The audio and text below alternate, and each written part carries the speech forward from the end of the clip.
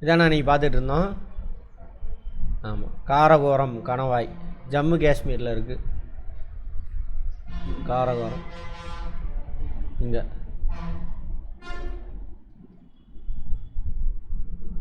கணவாய்னா என்னன்னு பார்த்தோம்.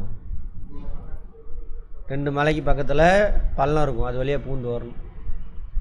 காரகோரம் இங்கன்னு நினைக்கிறேன், இங்கே வரணும். காரகோரம் ஆமாம், சீனாவுக்கு போகிறதுக்கான வழி. ஜோஷிலா கணவாய், சிப்கிலா கணவாய் இமாச்சல் பிரதேஷ். இமாச்சல் பிரதேஷ் இந்த இடத்துல வரும். அப்புறம் உத்தரகண்ட் இங்கே.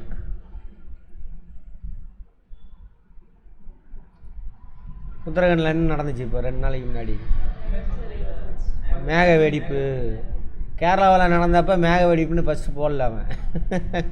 நிலச்சரிவு, அங்கேயும் மரத்தெல்லாம் வெட்டிட்டானுங்க. அது ஏன்னா கம்யூனிஸ்ட் ஆச்சு. இவன் உத்தரகண்டில் கிளியராக மேக வெடிப்பு காரணமாக நிறைய வீடு அடிச்சுட்டு போயிடுச்சு. தெளிவாக போடுறானுங்க, ஏன்னா அங்கே இவனுங்க ஆட்சி செய்கிறானுங்க. புரியுதா? பயங்கரமான திருடனுங்க. வார்த்தையை மாற்றி போட்டானா முடிஞ்சிச்சு. அதெல்லாம் படிங்க. அடுத்தது எங்கே இருக்குதுன்னு சொல்லுவான். என்னது? பொமிடிலா, அருணாச்சல் பிரதேஷ். இந்த அருணாச்சல் பிரதேஷ் இங்கே இருக்கு. ஸ்ரீல எல்லாம் சைனாவுக்கு போகிற வழி. அப்புறம் என்னது? நாதுலா ஜெலுப்புலா கணவாய். ஜலப்புலான்னு இருக்குமே, ஜலப்புலா இல்லையா? ஜலப்புலா கணவாய் சிக்கிமில். இங்கே சிக்கிம். பாகிஸ்தானையும் ஆப்கானிஸ்தானையும் இணைக்கும் கைபர் கணவாய். பாகிஸ்தானில் போலன் கணவாயும், பாகிஸ்தானையும் ஆப்கானிஸ்தானையும் இணைக்கும் கைபர் கணவாய். பாகிஸ்தானில் உள்ள போலன் கணவாயும் இந்திய துணைக்கண்டத்தில் உள்ள முக்கியமான கணவாய் இங்கே இருக்கும். கைபர் போலன் கூட ஒரு விளம்பரம் வந்துக்கிட்டு இருக்குது. அது வழியாக தான் ஆடு மேய்க்கு வந்த குரூப்பு தான் அவனுக்கு. மாடு, ஆடு இல்லை மாடு. இங்கே வந்து கடவுள் பேரை சொல்லி எல்லாத்தையும் அடிமையாக்கி சமத்துவன்மையை உருவாக்கி சரியா எல்லா வேலையும் பண்ணி வச்சுருக்கானுங்க. அதுக்கு முன்னாடி இங்கே எப்படி இருந்த சமூகம் எப்படி இருந்தானுங்க? பயங்கர நாகரிகம், உயர்ந்த நாகரிகம், திராவிட நாகரிகம். அப்போவே டாய்லெட் இருந்திருக்கு வீட்டுக்கு வீடு. இப்போ 2000 வருஷம் கழிச்சு நான் இப்போ தான் டாய்லெட் கட்டி கொடுக்குறான்னு சுற்றிக்கிட்டு இருக்கான் ஒருத்தன் வந்து வட இந்தியாவில். ஆமாவா?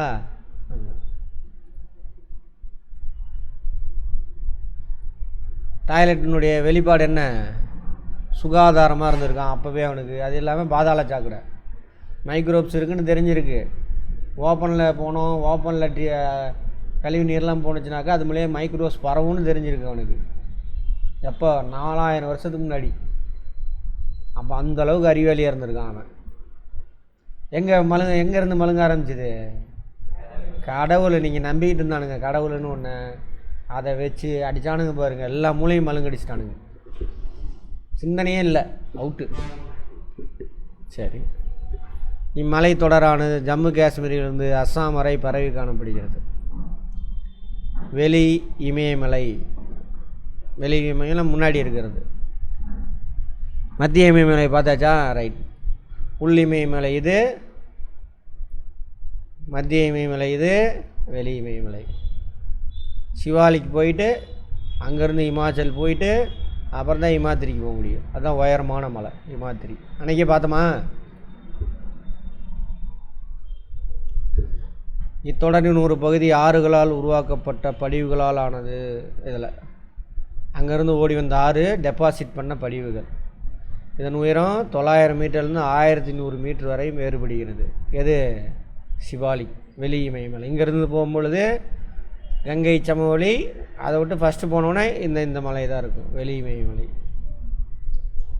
சராசரி உயரம் 1000 மீட்டர். 1000 மீட்டர்லேயே அங்கே நல்ல குளிராக இருக்கும். ஏன்னு சொல்லுங்க பார்ப்போம்.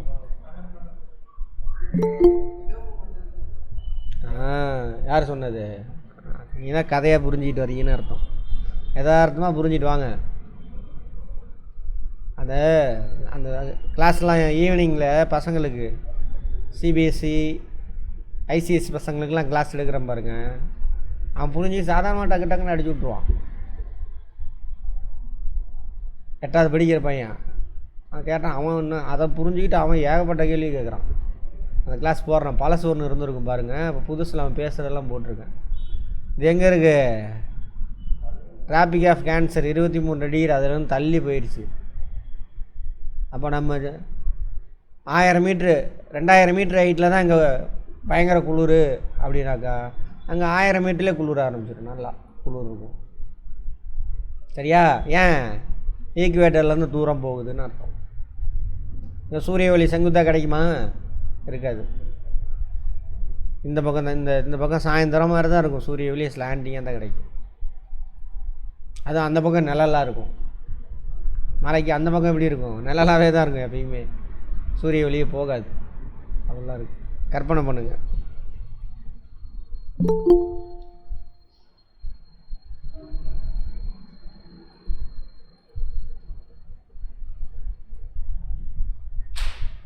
இதன் சராசரி அகலம் 50லேருந்து 10 கிலோமீட்டர் வரைக்கும் இருக்காமா. மிகவும் தொடர்ச்சியற்ற மலைத்தொடர். எங்கேருந்து எது வரைக்கும் இருக்குன்னு போட்டிருக்கான்.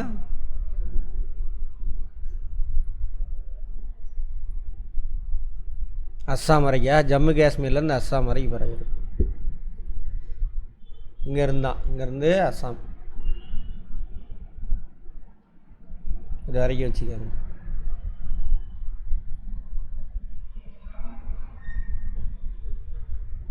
குறுகலான நீண்ட பள்ளத்தாக்குகள் சிறிய இமயமலைக்கும் வெளிப்புற இமயமலைக்கும் இடையில் காணப்படுகிறது.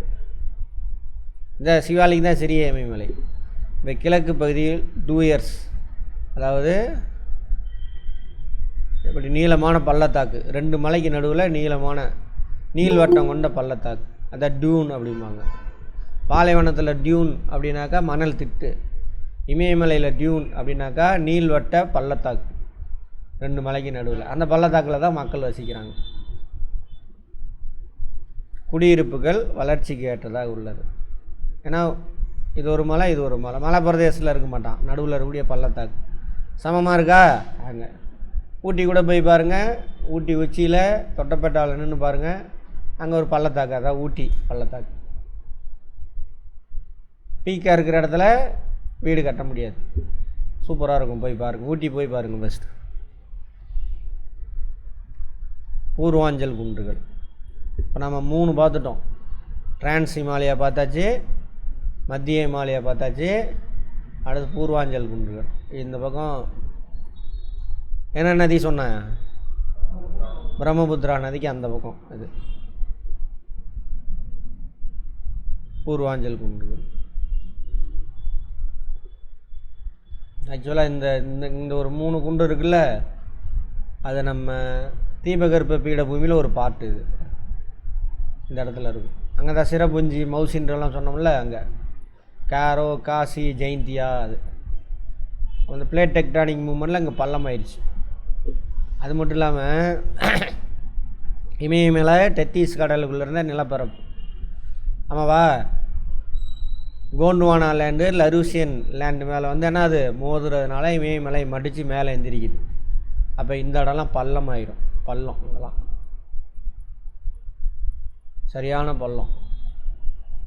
அப்புறம் இமயமலையில் உருவான ஆறுகள்லாம் அங்கேருந்து அரிச்சிட்டு வந்த மண்ணை டெபாசிட் பண்ணி இந்த சமவெளியை உருவாக்குது. இது வரைக்குமே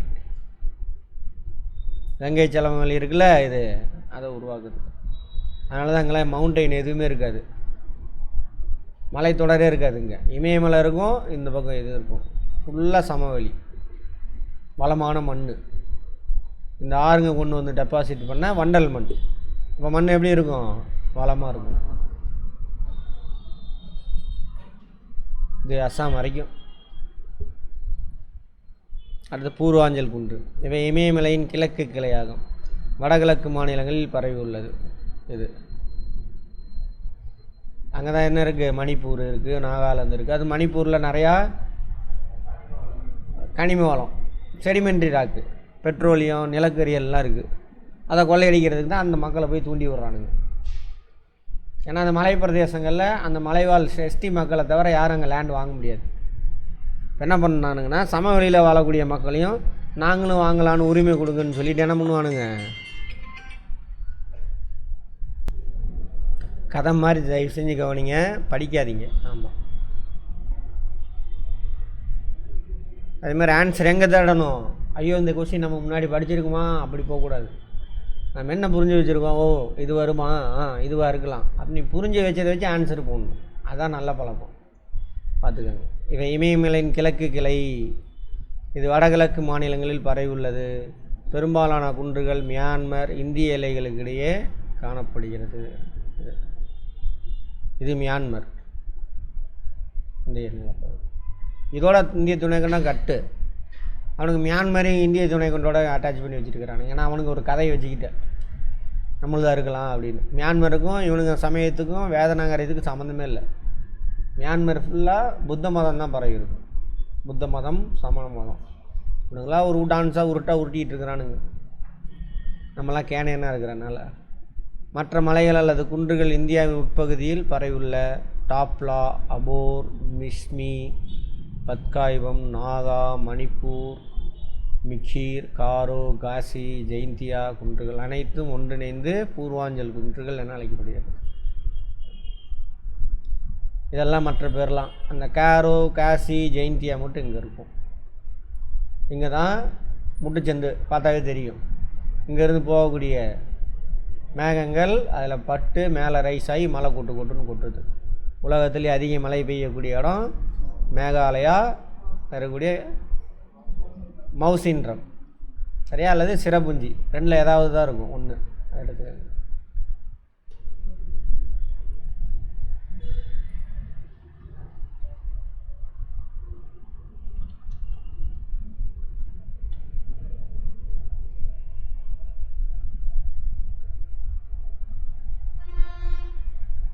மழை 1200 2000 சென்டிமீட்டர் பெய்யும் மழை ஒரு வருஷத்துக்கு கொட்டி தீத்துரும்.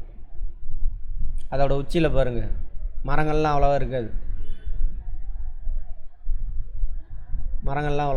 புல்வெளி தான்.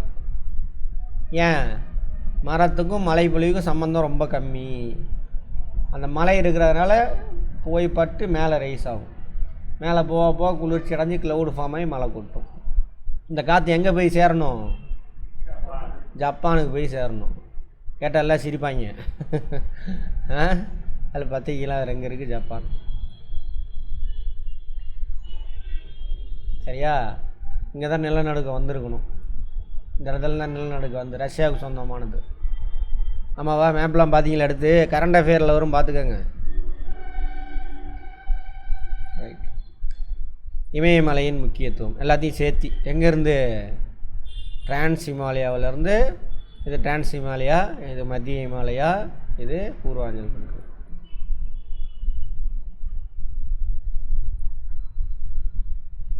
தென்மேற்கு பருவக்காற்றை தடுத்து வட இந்தியா பகுதி களமழை குளிக்கிறது. நல்லா புரிஞ்சுக்கோங்க. இந்த மலை மட்டும் இல்லை அப்படின்னா அந்த காற்றெல்லாம் எங்கே போயிருக்கோம், நேராக அது வரல எங்கேயோ போயிருக்கும், மத்திய ஆசியாவுக்கு போயிருக்கும். இங்கே மழை பொழிவே இருக்காது. அப்போது என்ன சார் நடந்திருக்கும், இந்த பாலைவனங்களோடு சேர்ந்து அதுவும் பாலைவனமாக தான் இருந்திருக்கும். துணையான உயரழுத்த மண்டலம் இல்லை, மேலே தானே காற்று இறங்கும், எல்லாம் பாலைவனமாக தான் இருந்திருக்கும். நம்ம கொஞ்சம் சேஃப்டியாக இருந்திருக்கும். இந்த திருட்டு பசங்களாம் உள்ளே பூந்துருக்க மாட்டானுங்க. சரி, இந்திய துணை கட்டத்திற்கு இயற்கை அரணாக இருக்குது. இயற்கைனா வெளிநாட்டுக்காரன் அவ்வளோ சீக்கிரம் வர முடியாது. நேச்சுரல் பவுண்ட்ரி வற்றாத நதிகளின் பிறப்பிடமாக உள்ளது. நிறையா நதி, பெரனியல் ரிவர்ஸ், சிந்து, கங்கை, பிரம்மபுத்திரா, அது மாதிரி நிறையா இருக்குது. வற்றாத நதி கோசி, அது மாதிரி. மழை காலங்களில் மழை நீர் உயரமான இடத்துல மழை பனியாக கொட்டி கிடக்கும். மழை இல்லாத காலங்களில் என்ன ஆகும்,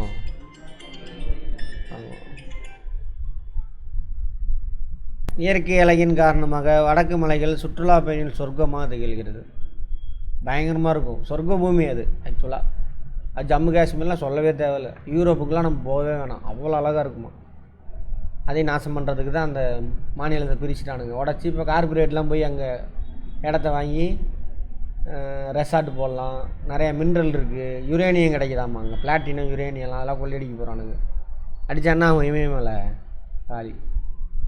ஆனால் அங்கே உள்ள பூர்வகுடி மக்கள் அதை நல்லா பார்த்துக்கிட்டு இருந்தாங்க. அதை கெடுக்கிறதுக்கு தான் அந்த என்ன ஆர்டிக்கல் எத்தனை 370 கட் பண்ணி விட்டானுங்க. கட் பண்ணி விட்டு மாநில அந்தஸ்தை உடச்சி அரசியல் வரலாறு எல்லாம் பல கோடை வாழிடங்கள் குளிர் பிரதேசம்லாம் இருக்கா, சிம்லா, நைனிடால், டேராடூன், இதெல்லாமே புனித ஸ்தலங்கள். அமர்நாத், கேதார்நாத், பத்ரிநாத், வைஷ்ணவ தேவி கோயில்கள் இதெல்லாம் அங்கே இருக்குது.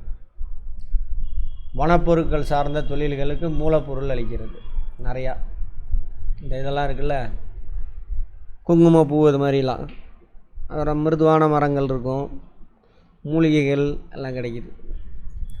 மத்திய ஆசியாவிலிருந்து வீசும் கடும் குளிர்காற்றை இங்கேருந்து துருவ பகுதி இருக்குல்ல, அங்கேருந்து வீசும். அப்படியே அந்த குளிர்காற்றை தடுக்குது. எப்போ? வின்டரில், டிசம்பர் மாதம், டிசம்பர் ஜனவரியில் பயங்கர குளிராக இருக்கும். எப்படி இப்போ வெள்ளம் போய் நிறைய பேர் சாகரான்னு சொல்கிறானுங்கள வட இந்தியாவில். மே மாதம் பார்த்திங்கன்னா கடும் வெயிலில் இத்தனை பேர் செத்தாமா. அப்புறம் வெள்ளம் வந்து அடுத்து குளிர் காலத்தில் பயங்கர குளிராக இருக்கும். இப்போவே பயங்கர குளிர். இமயமலை மட்டும் இல்லைனாக்கா அந்த காலத்தில் இன்னும் உள்ளே பூந்துடும், இன்னும் நிறைய பேர் செத்து போயிடுவானுங்க. சரியா? அந்த கடும் குளிர்லேருந்து பாதுகாக்குது யார்? இமயமலை. பல்லுயிர் மண்டலத்திற்கு பெயர் பெற்றது. பயோடைவர்சிட்டி ரிசர்வ் நிறையா இருக்குது. அவ்வளோதான். அடுத்து வடபெரும் சமவெளி.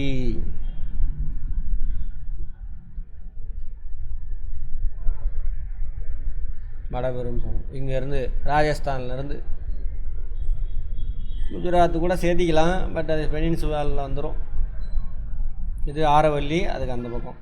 இங்கேருந்து வந்தீங்கன்னா ராஜஸ்தான், பஞ்சாப், ஹரியானா, சரியா, உத்தரப்பிரதேசம், பீகார், மேற்கு வங்கம், அஸ்ஸாம், இதெல்லாம் சேர்ந்ததாக வடபெரும் சமவெளி.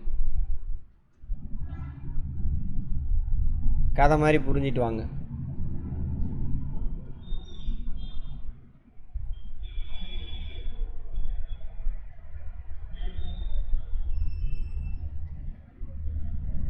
யார் கதை மாதிரி புரிஞ்சிக்க ட்ரை பண்ணுறீங்களோ டக்குன்னு மனசில் ஏறிடும்.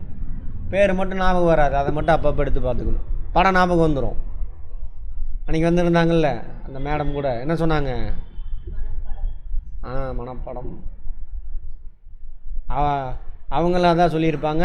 எஸ்ஐ அவனும் அதான் சொல்லியிருப்பாங்க. என்னது, கிளாஸை புரிஞ்சுக்கிட்டா போதும், அதுக்கு மேலே கேள்வி கேட்டு சேர்த்தணும், அவ்வளோதான் வார்த்தையை. எங்கே கரண்ட் அஃபேரில் ஏதாவது இஷ்யூ நடந்தாலும் அங்கே அந்த ஏரியா என்ன ஏரியா, அதை பற்றி என்னென்னு ரீகால் பண்ணிட்டு அப்புறம் புக் எடுத்து பார்த்துடணும். அது மறக்கவே மறக்காது. காலையில் எழுந்திரிச்சு புக் எடுத்து வச்சுக்கிட்டு குளிச்சுட்டு பட்டையை போட்டுட்டு இந்தியன் எக்கானமி, அவர் எக்கானமி, இந்தியன் எக்கானமி, அது நிற்காது. அது ஒன்றதுக்கு உதவாது. படிச்சிட்டோம், எல்லாம் தெரியும். இமயமலை அங்கேருந்து தெரியுமே. உத்தரகண்ட் எங்கே இருக்குது? அங்கே இருக்குது மாநிலம். தலைநகர் என்ன? வெள்ளம் போச்சா? எதனால் வெள்ளம் போச்சு? அது இமயமலை. என்ன டைம் இது? தென்மேற்கு பருவ காற்று. வெள்ளம் வரதான் செய்யும். அந்த மாதிரி பார்க்கணும். சரியா? ரைட். வளமான சமவெளிகள். அப்போ தான் அறிவாளின்னு அர்த்தம். நீ படித்தது எதையுமே லைஃப்பில் அப்ளை பண்ணலன்னா அதுக்கு பேர் அறிவா? அதெல்லாம் அப்போ படித்தது பாட்டி அப்படிமோ. நம்மலாம் எப்போ படித்தாலும் நீ லைஃப்பில் அதை அப்ளை பண்ணணும். ஆனால் அந்த மாதிரி நமக்கு சொல்லித்தரல. ஏன்? கேள்வி கேட்போம். அதுக்காக தான் கேள்வி கேளுங்க. அதுக்கு அடக்குமுட கேள்வி கேட்கக்கூடாது, நக்கல் கேள்வியெல்லாம். வளமான சமவெளிகள், வடக்கு சமவெளிகளின் தென்புறம் வடக்கு மலைகளின் பறந்து காணப்படுகிறது. ஆமாவா? மலை இதிலேருந்து பக்கம் ஃபுல்லாக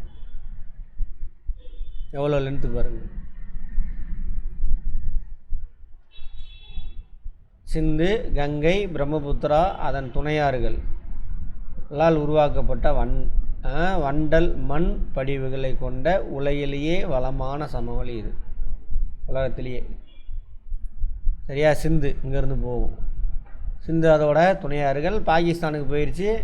இங்கே துணையாறுகள்லாம் நம்மக்கிட்ட தான் ஓடிக்கிட்டு இருக்காங்க. கொஞ்சம் 6 துணையாறு இங்கே தான் ஓடிக்கிட்டு இருக்கு. அப்புறம் கங்கை இப்படியே போகும், அதோட துணையாறுகள். அடுத்து பிரம்மபுத்திரா அங்கேருந்து வரும். எல்லாம் பார்த்தீங்கன்னு வச்சுக்கோங்களேன். இது பாருங்க, சிந்து நதி இங்கே உருவாகி இமயமலையை குடஞ்சிக்கிட்டு அப்படி போய் அப்படி போகும். பிரம்மபுத்திரா அதுக்கு பக்கத்துலேயே தான், எல்லாம் திபெத் பீடபூமி. அப்புறம் கங்கை கொஞ்சம் தள்ளி இந்த இடத்துல ஸ்டார்ட் ஆகும். இதான் கங்கை. எல்லாம் இமயமலையில். இதாவது இமயமலையில் இந்த பக்கம் சரிவில் தான் உருவாகுது. அது ரெண்டும் அந்த இமயமலைக்கு அந்த பக்கம் திபெத் பீடபூமி இருக்குல்ல, அங்கே உருவாகுது, இங்கே உருவாகுது. உருவாகி இப்படி போய் இப்படி வருது சிந்து. இது இப்படி உருவாகி இங்கே குடஞ்சிக்கிட்டு இப்படி வரும். எப்படிங்க அந்த பக்கம் உருவாகி இந்த பக்கம் மலையை குடஞ்சிட்டு வந்துச்சு? எப்படின்னு யோசிங்க.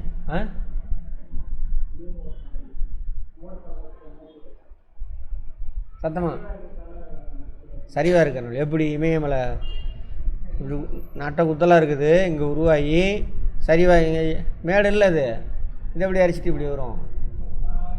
யோசிங்க வேறு காரணம். இது பிரம்மபுத்திரா. இப்படிலாம் கேள்வி கேட்டதுக்கு தான் இப்படி தான் இமயமலை உருவாகிருக்கடான்னு கண்டுபிடிச்சானுங்க. கேள்வி கேட்கணும். இதை நீளம் 2400 கிலோமீட்டர், அகலம் 240 கிலோமீட்டர். எது நீளம் இங்கேருந்து இந்த படத்தை பார்த்தா தெரியுது பாருங்க, வரைக்கும் அஸ்ஸாம் வரைக்கும். அகலம் 240 கிலோமீட்டர், மீட்டர்ன்றான். முதல் 320 கிலோமீட்டர் வரை காணப்படுகிறது. அதிலிருந்து 240லேருந்து 320 வரைக்கும் 7 லட்சம் சதுர கிலோமீட்டர். மொத்தம் இந்திய நிலப்பரப்பு எவ்வளவு? 32 லட்சம் சதுர கிலோமீட்டர். சரியா? 4 அப்போ 4ல் ஒரு பங்கு, 20% சம்திங்.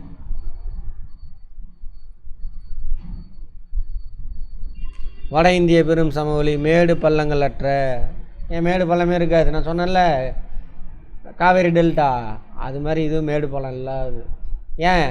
அது பள்ளம், அது மேலே மணல் கொட்டி இருக்குது. எங்கேயும் சுற்றிலும் பாறை கீரை மலை கீழே எதுவுமே பார்க்க முடியாது. தஞ்சை டெல்டா போய் பாருங்கள், அது அந்த ட்ரெயினில் போய் பாருங்கள், அப்போ தான் தெரியும். தஞ்சாவூர்லேருந்து கும்பகோணத்துலேருந்து திருச்சிக்கு போய் பாருங்கள், ஃபுல்லாக மிரண்டுரும். அது இந்த டைமில் போனீங்கன்னா ஃபுல்லாக பசுமையாகவே இருக்கும். சீரான சமபரப்பாக அமைந்துள்ளது. இவை இமயமலை விந்திய மலைகளில் உள்ள ஆறுகளின் படிய வைத்தல் செயல்முறைகளால் உருவாக்கப்பட்டது. படிவித்தல் மனப்பாடமே பண்ண வேண்டாம். இதான் விந்தியா. சரி, விந்தியா இங்கே விந்தியா சாத்புரா, இதான் ஆரவல்லி. இங்கேருந்து பெத்துவா சம்பலெல்லாம் போகும். இங்கேருந்து யமுனையுடைய கிழக்கு, இது யமுனை, யமுனையுடைய கிழக்கு ஆறுகள்லாம் இங்கேருந்து தான் போகும். ஆனால் இவங்க பெரணியல் கிடையாது. இது மழை காலத்தில் இப்போ மட்டும் தண்ணி ஓடுங்கலாம். இவ்வாறுகள் மலையடி சமவெளிகள் மற்றும் வெள்ளச் சமவெளிகள் அதிகமான வண்டல் படிவுகளை படிய வைக்கிறது. மலையடி வாரத்தில் என்றானோன்னா மலையடி சமவெளி. அப்புறம் இங்கெல்லாம் வெள்ளம் போகுதா, வெள்ளம் ஆறப்போ இங்கே வெள்ளச் சமவெளி. வெள்ளம் என்ன பண்ணுவோம்? ஆற்றை கடந்து தண்ணி போகும், நிற்கும். அது கொண்டு வந்த மண்ணெல்லாம் டெபாசிட் பண்ணும். இப்போ வருஷம் ஃபுல்லாக என்ன ஆகும்? இந்த மாதிரி வளமான மண் டெபாசிட் பண்ணிக்கிட்டே இருக்கும். எந்தெந்த மாநிலத்தில் வெள்ளம் போயிட்டுருக்கு? இப்போது உத்தரகண்டு, அது வாக்கி, அப்புறம் பீகார்லாம் வந்துருச்சா? பீகார், உத்தரப்பிரதேஷ், அங்கே தான் எவனும் கங்கையில் புனித நீர் ஆடினா அதுவே வெள்ளம் வீட்டுக்குள்ளே வந்து பூந்துக்கிட்டு இருக்கு. போலீஸ்காரன் இத்தனைக்கும் புனித நீர் ஆடுறி, அது ஒரு வீடியோ எடுத்து போட்டிருக்கானுங்க. பார்த்தீங்களா? அந்தளவுக்கு கேவலமானவனுங்க அவனுங்க. பாவம், கேவலமானவனுங்கள அவனை அறிவிலியாக வளர்த்துருக்கானுங்க. அறிவாளியா இல்லை, அறிவிலியா. வடபெரும் சமவெளி படிவுகளில் முக்கிய பங்கு வகிக்கிறது. பாபர் சமவெளி, பாபர், தராய், பாங்கர், காதர்.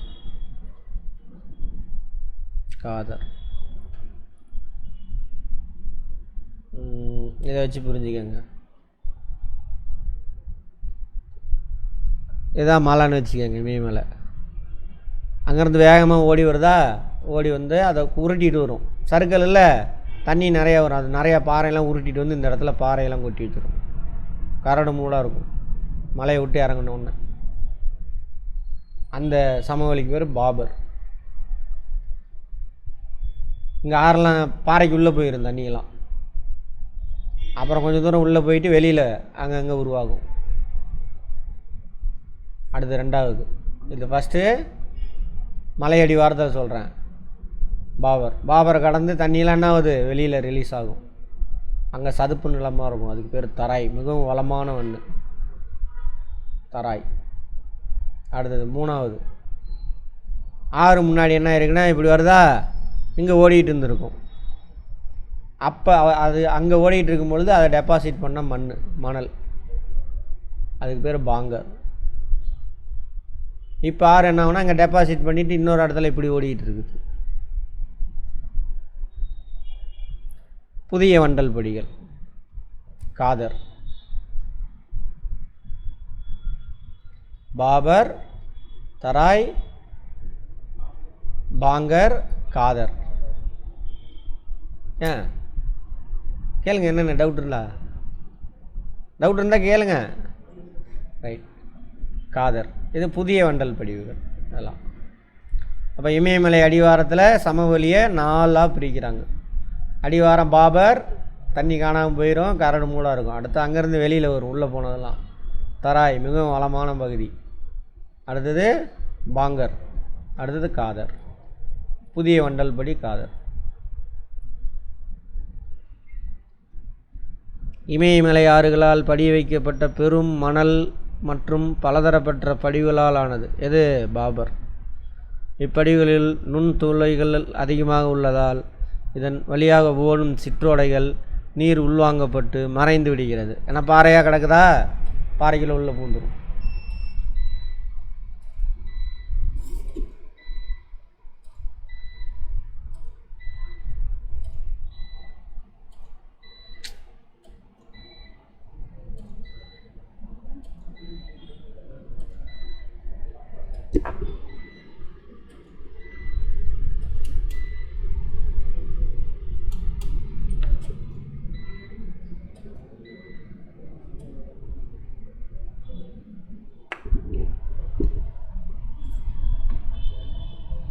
இதன் அகலம் மேற்கு ஜம்மு காஷ்மீரில் அகலமாகவும் கிழக்கில் வந்துட்டு குறுகி இருக்கும். அஸ்ஸாம் வரைக்குமே இருக்குது பாபர்.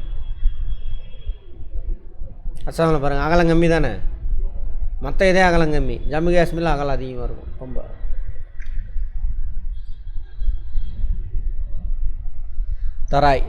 தராய் மண்டலம் அதிகப்படியான ஈரப்பதம் கொண்ட பகுதி. காடுகள் வளர்வதற்கும் பல்வேறு விதமான வனவளங்கள்.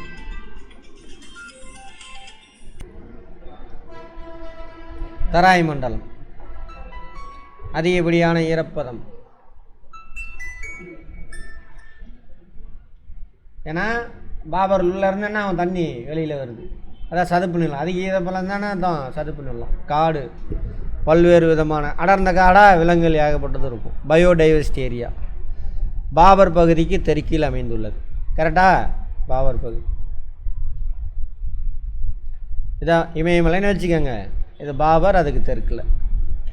ஆக்சுவலாக இப்படி வரணும், பாபர், தராய், இதான் இமயமலை அப்படி வச்சுக்கோங்க. அப்புறம் பாங்கர், காதர். ஆர்டரில் கூட கேட்பானுங்க, அதோட கேரக்டர் கேட்கலாம். சுமார் 15 கிலோமீட்டர் 30 கிலோமீட்டர் அகலம் கொண்டதாம்மா. இது எவ்வளவு, 8லேருந்து 15. இது நேரோ, இது 15லேருந்து 30 வரைக்கும் இருக்குது. கிழக்கு பகுதியில் பிரம்மபுத்திரா பள்ளத்தாக்கு பகுதியில் மிக அதிக மழை காரணமாக அகலமாக காணப்படுகிறது. கிழக்கு பகுதியில் அஸ்ஸாமில் பாபர் வந்துட்டு நேரோவாக இருப்பார், அதே இது வந்து அகலமாக இருக்கும். ஏன் சார், இடம்தான் காரணம், ஜாகிரஃபி தான் காரணம். இதை கடந்து போய் அதுவும் முட்டுச்சந்து அங்கே ரவுண்டு கட்டி கொட்டுன்னு கொட்டும். ஆனால் இங்கே இருந்த அளவுக்கு இருக்காது. இது ஒரு முட்டுச்சந்து, அதை கடந்து போய் அங்கேயும் ரவுண்டு அடிச்சுட்டே இருக்கும், கொட்டி தீர்த்துரும். பயங்கரமான வெள்ளம் பிரம்மபுத்திராவில் தான் போகும் பாருங்கள். அஸ்ஸாமில் வெள்ளம் போகுதா, பீகார்லையா? அப்படின்னா என்ன அங்கே நல்லா பெய்யலைன்னு அர்த்தம். அதானே, ஆகஸ்ட்டு தானே, என்ன செப்டம்பர் வரைக்கும் இருக்குது. பெரும்பாலான மாநிலங்களில் தராய் காடுகள் வேளாண்மை சாகுபடிக்கு அளிக்கப்பட்டு வருகின்றன. மெயினாக ஜம்மு காஷ்மீர் ஏரியாவெல்லாம் இங்கே பாகிஸ்தான்லேருந்து வந்தாங்கல்ல, அவனெல்லாம் கொண்டு போய் அங்கே உட்கார வச்சுட்டானுங்க, சாலிச்சு நாசம் பண்ணிட்டானுங்க அங்கே பட்னிட்ஸ்லாம். அந்த மாதிரி பாங்கர்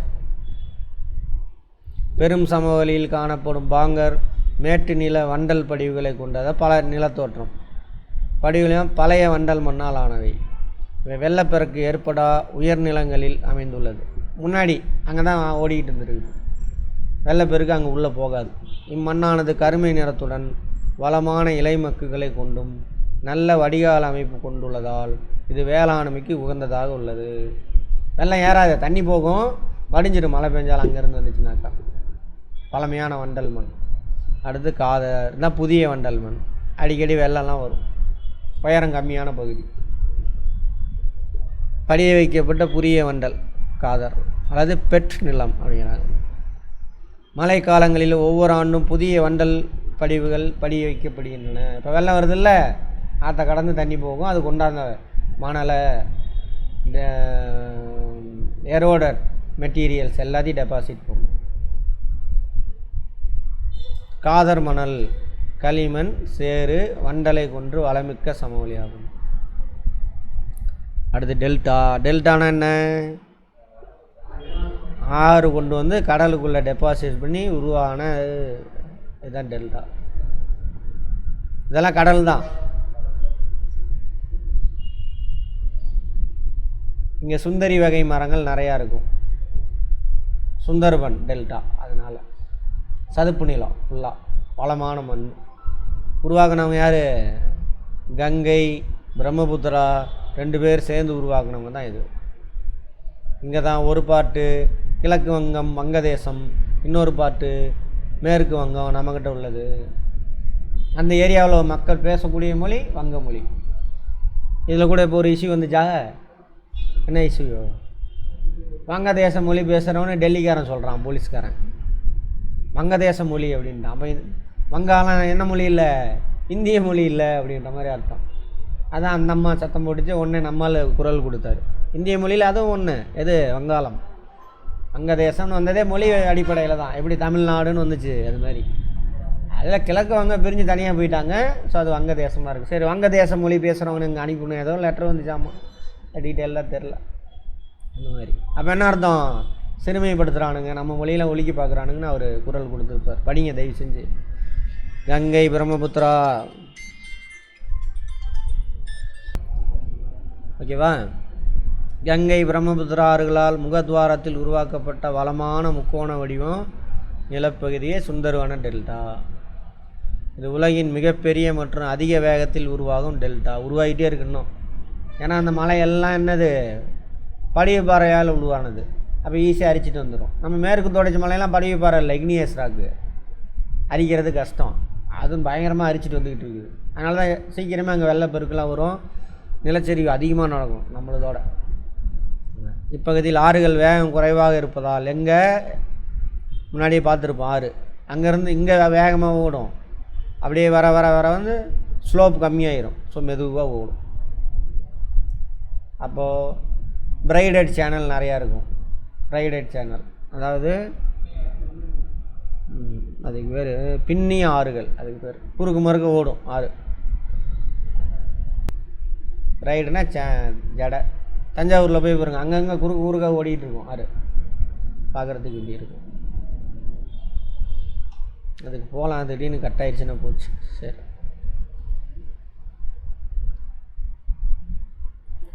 டெல்டா சமவெளி புதிய வண்டல் படிவுகள் பழைய வண்டல் படிவுகள் சதுப்பு நிலங்களை கொண்ட ஒரு பகுதியாக உள்ளது. புதிய வண்டல் படிவு இருக்குது, பழைய வண்டல் படிவு இருக்கும், சதுப்பு நிலம் எல்லாமே இருக்குது.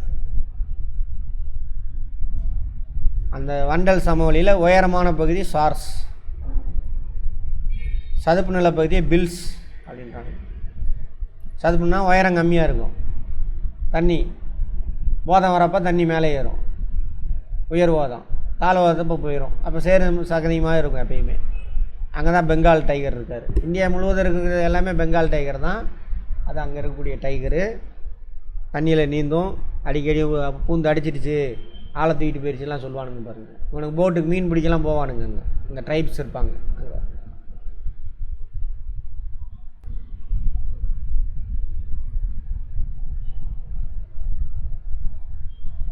அதேமாதிரி வெரிஃபை பண்ணிவிட்டு பேசணும், எடுத்தோன்னே பேசக்கூடாது. இந்தியாவில் வட இந்திய பெரும் சமவெளி காலநிலை மற்றும் நிலப்பரப்பின் பண்புகளை கொண்டு 4 இயற்கை விலகலாக பிரிக்கலாம். அடுத்தது வட இந்திய பெரும் சமவெளி பார்த்துட்டோமா, இதிலேருந்து இதில் வரைக்கும் மலையடிவாரத்திலிருந்து 4, அப்புறம் டெல்டா ஒன்று பார்த்துட்டோம். இப்போ மேற்கு கிழக்காக 4ஆக பிரிக்கிறானுங்க. ஏன்னா கிளைமேட்லாம் அங்கங்கே மாறும். மேற்கு கிழக்காக 4ஆக பிரிக்கிறோம். பேர்லேயே அர்த்தம் இருக்கும் பாருங்கள். ராஜஸ்தான் சமவெளி. சார் பாலைவனம் சார், உயிர் இருக்கா இல்லையாங்கிறது தான் பாலைவனமாக சோலைவனமாங்கிறது. சமவெளின்னா என்ன அர்த்தம்? கடல் மட்டத்திலேருந்து 200-300 மீட்டர் வரைக்கும் ஹைட்டாக ஃப்ளாட்டாக இருந்தால் இது பாருங்கள், இதெல்லாம் ராஜஸ்தான் தான். ஆரவல்லிக்கு மேற்கு பகுதி ராஜஸ்தான் சமவெளி. பட் அங்கே என்ன இல்லை, மழைப்பொழிவு இல்லாதனால அது பாலைவனம். ஏன் இங்கே மட்டும் கங்கை ஓடலைன்னா இதுவும் பாலைவனம் தான். கங்கை ஓடலைன்னா சரியா. ஆரவல்லி மலைத்தொடருக்கு மேற்கில் 1,75,000 சதுர கிலோமீட்டர் பரப்பளவில் பரவியுள்ளது. ஓகேவா, இதான் ஆரவல்லிக்கு மேற்கில்.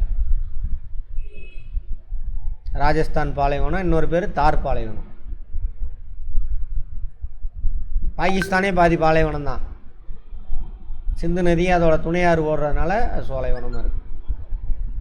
அங்கே தான் சிந்து சமவெளி மக்கள்.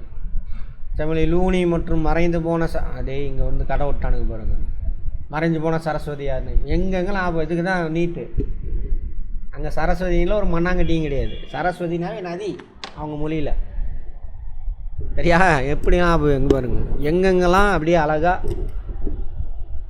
வரலாற்றில் ஒரு பொய்யையும் புரட்டி சொருக முடியுமா. இதுக்கு தான் நீட்டுன்ற பேரில் புத்தகத்தையே மாற்றினானுங்க. அங்கங்கே சாவர்கரை கொண்டு வந்துட்டானுங்க வரலாறில். இந்த மாதிரி சரஸ்வதி எல்லா வேலையும் பண்ணிகிட்டு இருக்கிறானுங்க. இப்போ ராஜஸ்தானில் தானே சொன்னானுங்க, இங்கே சரஸ்வதி ஆறு ஓடுனதுக்கு எவிடன்ஸ் கிடச்சிச்சு. ஏன்னா நம்ம கீழடி நிறையா பக்காவாக எவிடன்ஸ் மாட்டிச்சா, உடனே அதுக்கு ஒரு கதை. அப்படிலாம் எவிடன்ஸ் இல்லை, ஒரு மண்ணாங்கட்டி இல்லைங்க. இல்லை, பல உப்பு ஏரிகள் ராஜஸ்தான் சமவெளியில் காணப்படுகிறது. உப்பு ஏரி உள்நாட்டு வடிநிலம். எப்போயும் ரொம்ப ரேராக தான் மழை பெய்யும், தண்ணி போய் நிற்கும். அடுத்த ஒரு வாரத்தில் ஆவியே என்ன ஆயிரும், மேலே போயிடும். ஸோ தண்ணி அடிச்சுட்டு போன அந்த உப்பு அங்கே இருந்துகிட்டே இருக்கும். ஆனால் உப்பு கைக்கும் உப்பு ஏரி. அதில் பெரிய ஏரி சாம்பார் ஏரி எங்கே, ராஜஸ்தானில். அல்லது புஷ்கர் ஏரி. சாம்பார் தான் புஷ்கர்னு மாற்றிட்டானுங்க. சரி, பெரிய இந்திய பாலைவனம் தார் பாலைவனம் என்று அழைக்கப்படுகிறது. இது இந்திய துணைக்கண்டத்தின் வடமேற்கு அமைந்துள்ள மிகப்பெரிய வறண்ட நிலப்பகுதி. 2,00,000 சதுர கிலோமீட்டர் பரப்பில் இந்தியாவிற்கும் பாகிஸ்தானுக்கும் இடையே இயற்கை எல்லையாக அமைந்துள்ளது. கரெக்டாக படமே பேசும், மறக்கவே மறக்காது. இந்தியாவுக்கு பாகிஸ்தானுக்கும் எல்லை 2,00,000 சதுர கிலோமீட்டர் இந்தியாவில். அப்புறம் பாகிஸ்தானில் கொஞ்சம் இருக்குது. எங்கே இருக்குது இந்தியாவில், எந்த திசையில் இருக்குது, வடமேற்கில். எதை வேணாலும் கேட்பான் பார்த்துக்கோங்க. இது உலகின் 17வது மிகப்பெரிய பாலைவனம். எந்த இடத்துல இருக்குது?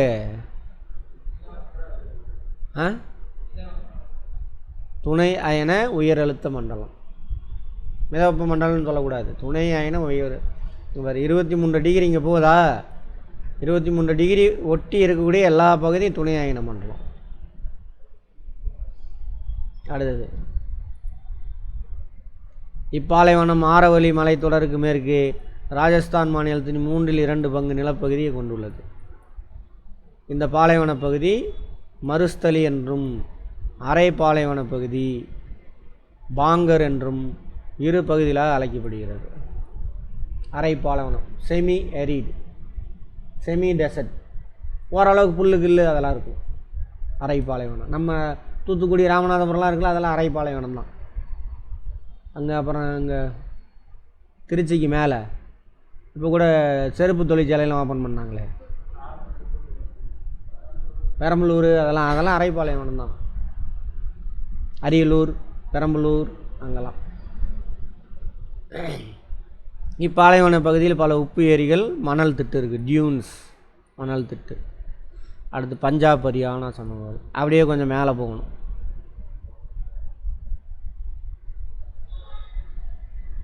அதுக்கு மேலே இது கொஞ்சம் கட் பண்ணிக்கோங்க. இப்படி பஞ்சாப் ஹரியானா பாலைவனம், அதுவுமே பாலைவனம் தான். அங்கே வந்துட்டு சட்லஜ் ஓடுதுன்னு நினைக்கிறேன், சட்லஜ் தான் நினைக்கிறேன். அதிலேருந்து ஒரு இந்திரா காந்தி கேனால் பிரிச்சுட்டு வந்துட்டானுங்க. சட்லஜ் கூட இப்போலாம் நிறுத்தினானுங்களே, தண்ணி பாகிஸ்தானுக்கு கொடுக்க மாட்டோம் நீ வந்து என் மேலே அட்டாக் பண்ணிட்ட, இதெல்லாம் இவனுங்க உருவாக்குற நாடகம் எலெக்ஷனுக்காக. ஒன்று அங்கே எப்படி நிறுத்துவ நீ? மழை வந்துருச்சு இறந்து விட்டு தான் ஆகணும். இப்போ நம்ம ஊரில் நடக்குதில்ல அது மாதிரி. எல்லாம் மக்களை திசை திருப்புற வேலை. நாட்டை நான் உன்னை காப்பாற்ற போகிறேன், உன்னை காப்பாற்றுறேன்டான்னு சொல்லிவிட்டு மக்கள் உடனே அதை பற்றி பேச ஆரம்பிச்சிடுவான். நம்ம மக்கள் முட்டாள் மக்கள். அதனால் அவனுக்கு பண்ணுற வேலை 1.75 லட்சம் சதுர கிலோமீட்டர் இந்திய பாலைவனத்தின் வடகிழக்காக அமைந்துள்ளது. இந்திய பாலைவனம், தார் பாலைவனம் இருக்குல்ல, அதில் வடகிழக்கு அது இந்த பாட்டு.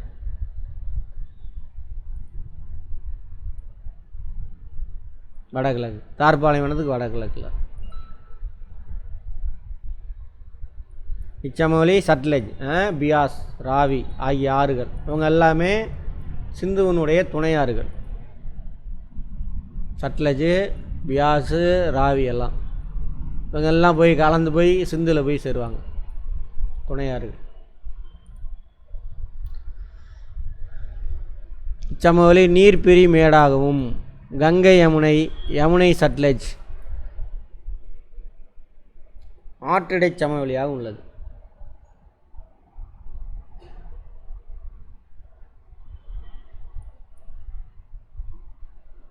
ஆற்றிட சமவெளி கவனிங்க. நீர் பிரிமேடு, கங்கை யமுனை இப்படி பிரிஞ்சு போகும். சட்லஜி அவங்களாம் அந்த பக்கம் போவாங்க.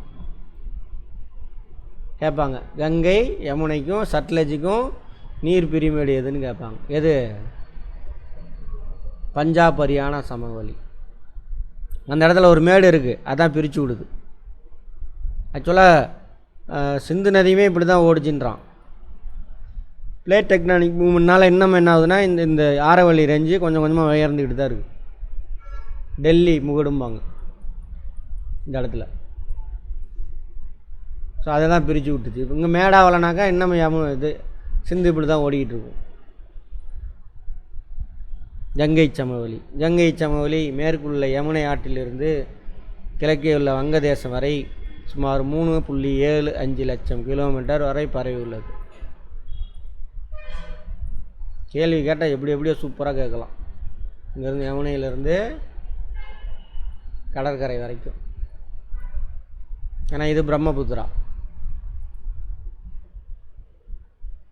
கங்கையும் அதன் துணையாறுகளான காக்ரா, காண்டக், கோஷி, யமுனை, சாம்பல், பெட்டுவா. சாம்பல் பெட்டுவாலாம் இந்த பக்கம் இருந்து போய் சேரும். இங்கேருந்து காக்ரா, கோசி, அங்கே ஒரு சரஸ்வதி வச்சுருப்பானுங்க எப்படியும். அதெல்லாம் இங்கே வந்து சேரும். யமுனை இங்கே வந்து சேரும். அதில் பெரிய நதி எதுனா யமுனை தான். கங்கை நதியில் துணையாறில் பெருசுதுன்னா யமுனை. யமுனை நதிக்கரையில் தான் யார் இருக்கா? டெல்லி, ஆக்ரா. டெல்லி அதுக்கப்புறம் தான் ஆக்ரா மேலேருந்து வரும்பொழுது. இந்தியாவின் மிகப்பெரிய சமவெளியை உருவாக்கியுள்ளது. கங்கை சமவெளி கிழக்கு மற்றும் தென்கிழக்கு நோக்கி மென் சரிவாக, அதில் கிழக்கு மற்றும் தென்கிழக்கு ரொம்ப ஸ்லோப் கம்மியாக இருக்கும். இப்படி வந்து அப்படி தென்கிழக்கு. அடுத்தது பிரம்மபுத்திரா சமவெளி. பெரும்பகுதி அஸ்ஸாமில் அமைந்துள்ளது. பிரம்மபுத்திரா ஆற்றினால் உருவாக்கப்பட்ட ஒரு தாழ்நில சமவெளி வட சமவெளியின் கிழக்கு பகுதியில் அமைந்துள்ளது. ஓகேவா? இது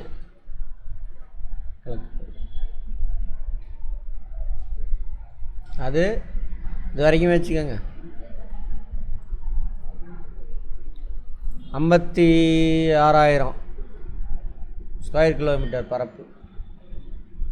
வண்டல் விசிறி, தரா எனப்படும் சதுப்பு நில காடுகளும் காணப்படும்.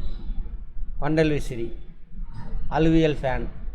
மேலேருந்து தண்ணி வருதா, அந்த இடத்துல அப்படி மண் விசிறி மாதிரி இருக்கும், படிச்சிருக்கும். அதான் வண்டல் விசிறி. அலுவியல் ஃபேன் அப்படின்னு பார்த்துருப்போம். ஞாபகம் இருக்கா?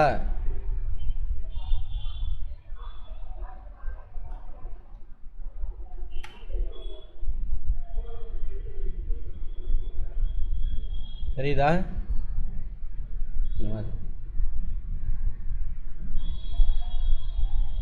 அவ்வளோதான். இப்போ எது முடிஞ்சு? வடபெரும் மலைத்தொடர் ஓவர், வடபெரும் சமவெளி ஓவர். அடுத்தது தீபகற்ப பீடபூமி, 3 பக்கம் தண்ணி, ஒரு பக்கம் நிலம், அதான் தீபகற்பம் பெனின்சுலார்.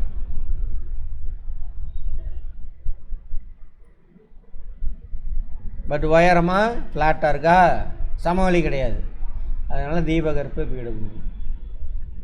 என்ன வடிவத்தில் இருக்குது? முக்கோண வடிவம், படமே பேசும். வடமேற்கில் ஆரவல்லி, இந்த பக்கம் மேற்கு தொடர்ச்சி மலை, இந்த பக்கம் கிழக்கு தொடர்ச்சி மலை, இங்கே விந்தியா சாத்பூரா, அப்புறம் இங்கே ஒரு மலைத்தொடர் இருக்கும், அமர்கந்தக்கா வரும், பார்ப்போம். தீபகற்ப பீடபூமி வட இந்திய சமவெளிக்கு தெற்கே அமைந்துள்ளது. 16 லட்சம் சதுர கிலோமீட்டர். பூமி உருவாகும் பொழுது உருவான நிலப்பரப்பு கோண்டுவானா லேண்டு. பாதி ஆமாம் தானே, இதுதான் பாதி. 32 லட்சம் ஸ்கொயர் கிலோமீட்டர் தானே மற்ற நிலப்பரப்பு, அதில் பாதி. தொன்மையான பாறை அமைப்புகளையும் பல குன்றுகளையும் சிறு பீடபூமிகளையும், அங்கங்கே பீடபூமி மலைக்கு நடுவில் இருக்கும், அங்கங்கே எல்லாமே பீடபூமி தான். ஆற்று பள்ளத்தாக்குகளால் பிளவுபட்டும் காணப்படும். பீடபூமி மலைகளுக்கு நடுவில்னா ஆறு ஓடும், ஆறு ஓட ஓட அரிச்சு அந்த இடம் பள்ளமாயிரும், அதான் சொல்கிறாங்க. வடமேற்கே ஆரவல்லி மலைத்தொடர், வடக்கு மற்றும் வடகிழக்கு பண்டல்கண்ட் உயர்நிலப்பகுதி, கைமூர், ராஜ்மஹால் ஹில்ஸ். சரியா? அது மேற்கே இந்த பண்டல்கண்ட், பகல்கண்ட், ராஜ்மஹால் ஹில்ஸு அதெல்லாம் சொல்கிறாங்க வடகிழக்கில். அடுத்தது மேற்கே மேற்கு தொடர்ச்சி மலை, இது கிழக்கே கிழக்கு தொடர்ச்சி மலை, அங்கே வரைக்கும் போகும்.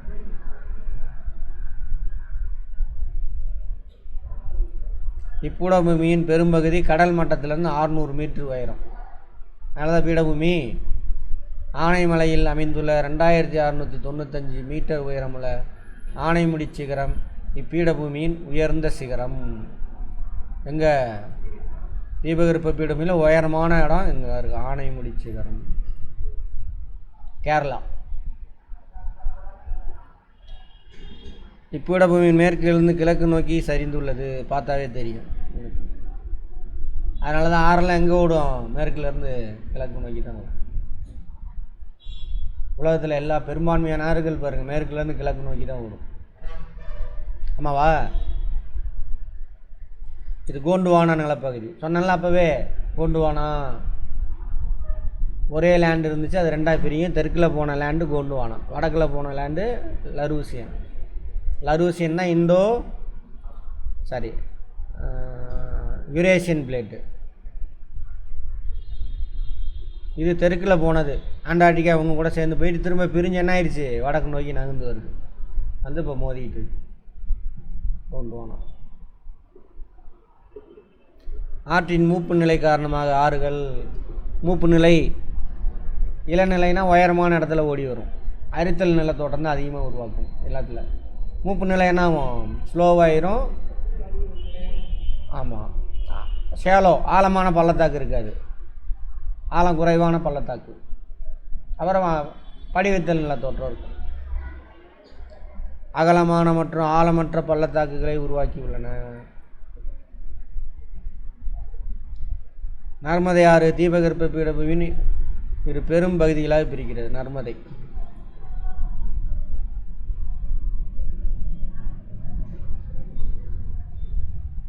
இதான் நர்மதை.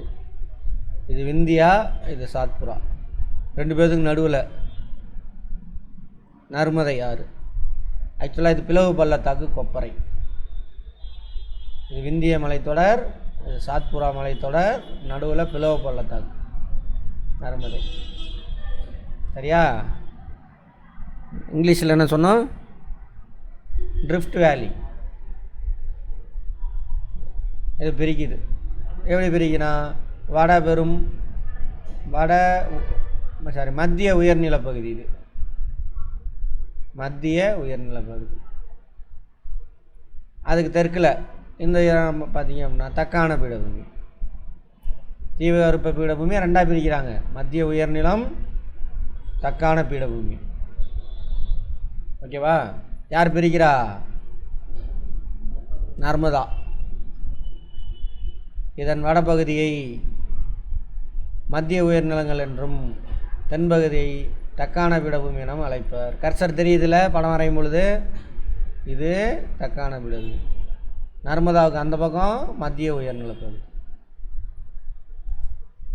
விந்திய மலைக்கு தென்பகுதி பாயும் ஆறுகளான கிருஷ்ணா, காவிரி, கோதாவரி, கிருஷ்ணா கிழக்கு நோக்கி பாய்ந்து வங்காள விடைகளாக கலக்கிறது. விந்திய மலையின் மேற்கு பகுதியில் உள்ள பிளவு பள்ளத்தாக்குகளில் வழியே நர்மதை மற்றும் தபதி ஆறுகள் மேற்கு நோக்கி பாய்ந்து அரபிக்கடல் கலக்கும். நர்மதை, தபதி, பிளவு பள்ளத்தாக்கு கொப்பரை, இவங்க 2 பேர் தான் இங்கே போய் கலக்கிறாங்க. மற்ற எல்லாமே அது பேர் என்ன? மகாநதி,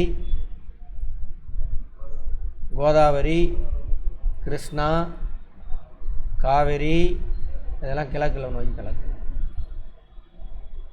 மத்திய உயர்நிலங்கள், சென்ட்ரல் ஐலாண்ட் இங்கிலீஷில்.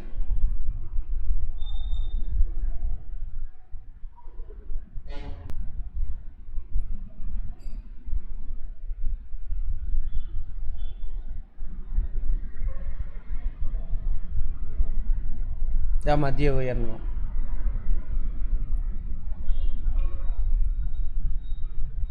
நர்மதை ஆற்றிற்கும் வடபெரும் சமவெளிக்கும் இடையே அமைந்துள்ளது. கரெக்டாக? வடபெரும் சமவெளி நர்மதை ஆறு. இப்பகுதி வடக்கு மற்றும் வடமேற்கு எல்லையில் ஆரவல்லி மலைத்தொடர்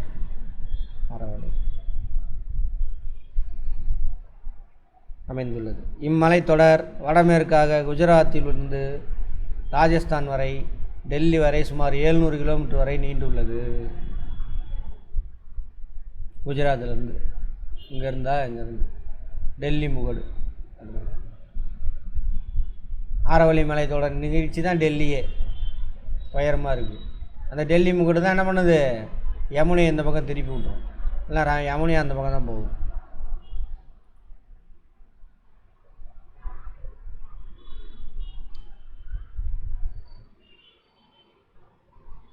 வடக்கில் சுமார் 700 கிலோமீட்டர் வரை நீண்டுள்ளது.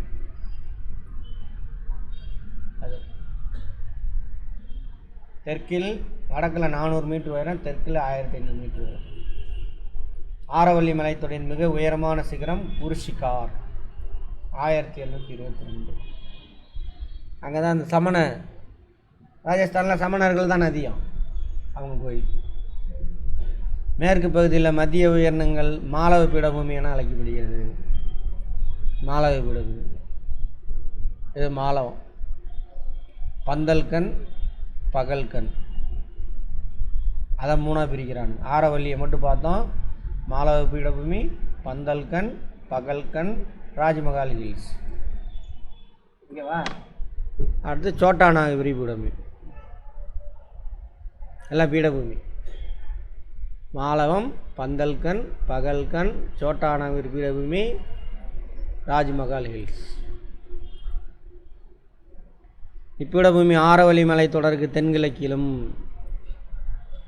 விந்திய மலைக்கு வடக்கிலும் அமைந்துள்ளது. எது? மாலவ பீடம் தென்கிழக்கு, விந்திய மலைக்கு விந்தியா, இந்தியாவுக்கு வடக்கில் மாலவ பீடபூமி. சம்பல், பெட்வா, கென் போன்ற ஆறுகள் இப்பீடபூமியில் பாய்ந்து யமுனை ஆற்றுடன் கலக்கிறது. நோட் பண்ணிக்கணும். சம்பல், கென், பெட்வா எல்லாம் போய் எங்கே கலக்குது? எந்த பீடபூமியில் உருவாது? மாலவ பீடபூமியில். எங்கே கிடக்குது? யமுனை நதியோடு போய் சேரும். யமுனையே பாருங்கள், கங்கையோட ரொம்ப தூரம் போய் தான் இங்கே தான் சேரும். அலகாபாத் அங்கே தான் சேரும்.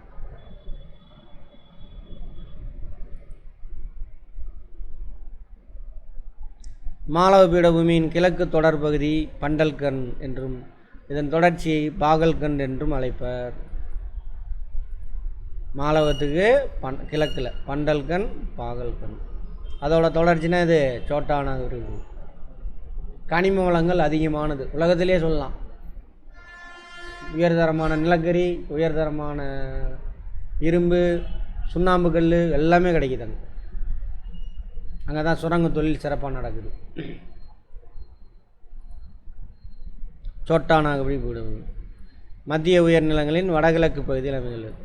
இப்பீடபூமி ஜார்க்கண்ட் மாநிலத்தின் பெரும்பகுதி, மேற்கு வங்கம், பீகார், சத்தீஸ்கர், ஒடிசாவின் சில பகுதிகளை உள்ளடக்கியது. மாநிலம் அப்படியே பீகாரில் கொஞ்சம் டச் ஆகும். நல்லா புரிஞ்சு வச்சுக்கோங்க, ஹிஸ்ட்ரியில் அது ரொம்ப முக்கியம். ஜார்க்கண்ட், சத்தீஸ்கர் இந்த இடத்துல வருவான், ஒரிசா இந்த இடத்துல வரும்.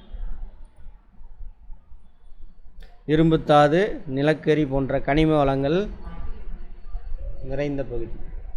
தக்கான பீடபூமி அடுத்து ஒரு சிம்பிளாக முடிச்சிட்டானுங்க, பரவாயில்ல. ஆரவள்ளி, சோட்டா சாரி மாலவம், பந்தல்கண்ட், பகல்கண்ட், சோட்டா நாகரி பீடபூமி. அடுத்தது என்னது? தக்கான பீடபூமி. ஆரவள்ளி, விந்தியா அதாவது நர்மதா நதி இருக்கு இல்லையா, நர்மதாவுக்கு தெற்க சாத்புரா மலைத்தொடர், அப்புறம் தபதி, அப்புறம் இதெல்லாம் மேற்கு தொடர்ச்சி மலை, கிழக்கு தொடர்ச்சி மலை. தக்கான பீடபூமி தீபகற்ப பீடபூமியில் அமைந்துள்ள மிகப்பெரிய இயற்கை அமைப்பு. தீபகற்ப பீட பகுதினா இது அந்த தீபகற்ப பகுதியில் இப்போ இதுதான் தக்கான பீடபூமி தான் பெரிய பகுதி. டெக்கான் பிளாட்டியூ இங்கிலீஷில். முக்கோணம், இதுவும் முக்கோண வடிவம்தான். வடமேற்கு திசையில் விந்தியா சாத்புரா மலைத்தொடர்களையும், வடக்கில் வடமேற்கா சரி மைக்காலா, இங்கே வடமேற்கில் விந்தியா சாத்புரா, மகாதேவ் மைக்காலா இந்த ஏரியாவில் மகாதேவ் மைக்காலா. வடகிழக்கில் ராஜ்மகால் குன்றியும் அங்கே அந்த எல்லை. மேற்கில் மேற்கு தொடர்ச்சி மலை, கிழக்கில் கிழக்கு தொடர்ச்சி மலை.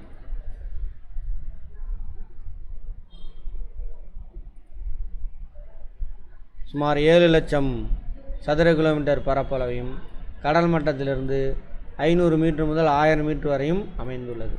என்டையர் ரேஞ்சு சொல்கிறோம் 7 லட்சம் சதுர கிலோமீட்டர்.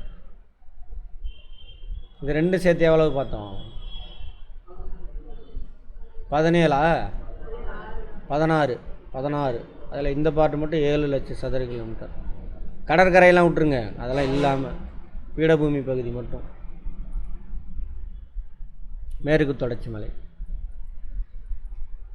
இம்மலை தீபகற்ப பீடபூமியின் மேற்கு விளிம்பு பகுதியில் அமைந்துள்ளது. மேற்கு கடற்கரைக்கு இணையாக செல்கிறது. இந்த மேற்கு கடற்கரை அதுக்கு பேரலாக போகுது. உயரமான இடம் எதுவும் பார்த்தோம். வடபகுதி சயாத்ரி என அழைக்கப்படுகிறது. விளம்பரம் கூட வந்துச்சு, சயாத்ரி உங்களை அழைக்கிறது அப்படின்னு.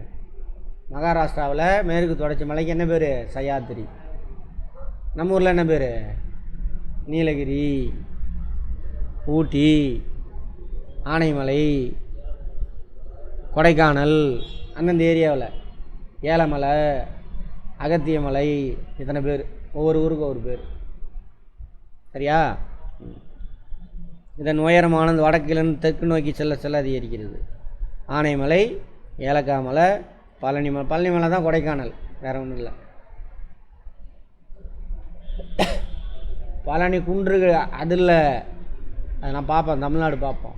அது குன்று, ஒரு பாறை. அது அந்த பாறையில் இருக்குன்னா அப்படி பார்த்தீங்கன்னா ஒரு மலை நீளமாக இருக்கும். அதுதான் கொடைக்கானல் மலை. அதுக்கு பேர் தான் பழனி மலை. சரியா? இதாங்க மேற்கு தொடர்ச்சி மலை. இப்படி ஒரு மலை பிரிஞ்சு வரும். அதுக்கு பக்கத்தில் ஒரு சின்ன ஒரு பாறை, இந்த மலையோட பேரத்துக்கு இதுக்கு வச்சுட்டானுங்க, பழனிக்கு வச்சுட்டானுங்க. அடுத்தது ஆனைமுடி சிகரம், முக்கியமான உயரமானது, தீபகற்ப இந்தியாவில் உயரமான இடம் அதுதான். அடுத்தது மலைவாழ் இடமான கொடைக்கானல் பழனி மலையில் அமைந்துள்ளது. பழனி மலையில் நோட் பண்ணிக்கோங்க, கொடைக்கானல். அடுத்தது கிழக்கு தொடர்ச்சி மலைகள். கிழக்கு தொடர்ச்சி மலைகள் தென்மேற்கு பகுதியிலிருந்து வடகிழக்கு நோக்கி நீண்டு தீபகற்ப பீடபூமியின் கிழக்கு விளிம்பு பகுதி அமைந்துள்ளது. இங்கே வராது, இதோட கட்டு. நீலகிரியில் தான் 2 மீட் ஆகும். இது இல்லை, இதுதான் பழனி மலை. தொட்டு கும்பிட்டுருக்காங்க.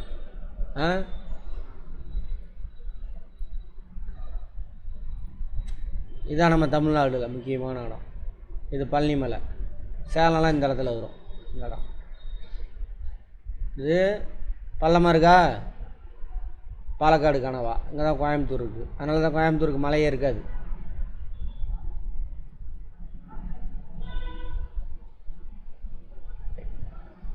நீலகிரியிலேருந்து அப்படியே போணுச்சு. நீலகிரினா நம்ம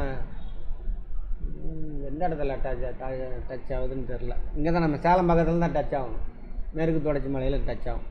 நீலகிரியில் இணையன்னு போட்டிருப்பான். இப்படி ஒரிசா வரைக்கும் போகும். நடுவில் ஆறு ஓடுற இடத்துல பிரேக் ஆகிருக்கும். இங்கே என்ன ஆறு ஓடுது? காவேரி.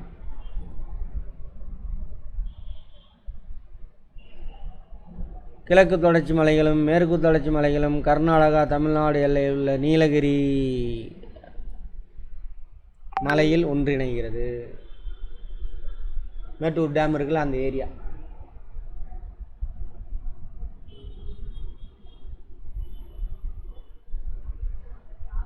மேற்கு தொடர்ச்சி மலைகளை போன்று கிழக்கு தொடர்ச்சி மலைகள் தொடர்ச்சியான மலைகள் அல்ல.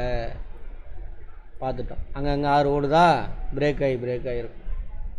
ஏழுகுண்டர வாடாலாம் இங்கே தான் இருக்கான். எது ஏழுகுண்டர வாடானா? திருப்பதி அந்த மலை. இந்த மலை மகாநதி, கோதாவரி, கிருஷ்ணா, காவிரி, பெண்ணாறு அங்கேருந்து வரும். மகாநதி, கிருஷ்ணா, கோதாவரி, கிருஷ்ணா, பெண்ணாறு, காவிரி, வைகை இவங்கெல்லாம் ஓடி அங்கங்கே பிரேக் ஆகுது. கிழக்கு தொடர்ச்சி மலை.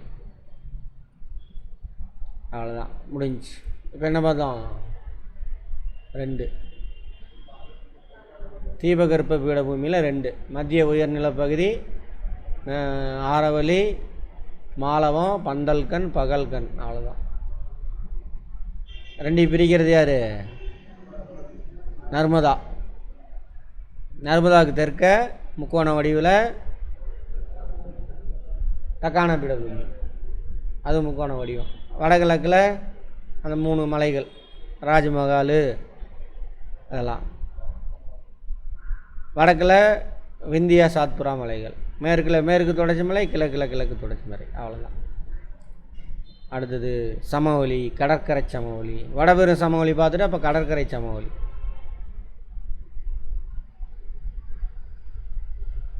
தீவுகள் வரைக்கும் முடிக்கலாம்.